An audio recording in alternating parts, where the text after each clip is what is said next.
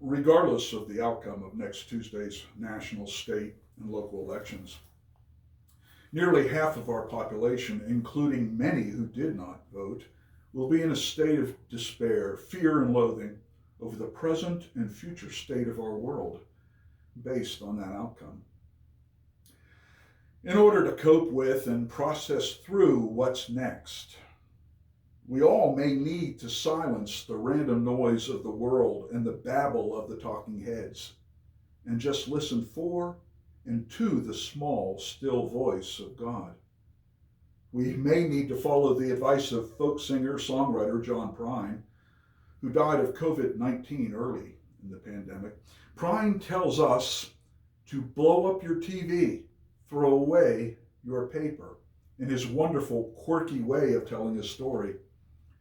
In the days to follow, until the dust settles at least, it may be sound advice. Stop listening to the world. Listen to Jesus. Better yet, let's heed the call of Jesus and respond to the madness of the world with the love and compassion and the peace of Christ that the world never can give, but needs so desperately.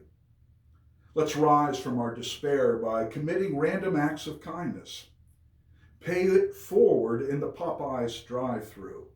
Hold the door for the one wearing the MAGA hat and the one wearing the Black Lives Matter t-shirt. Call someone who is isolated and needs to hear a calm and reassuring voice. Pray for your enemy.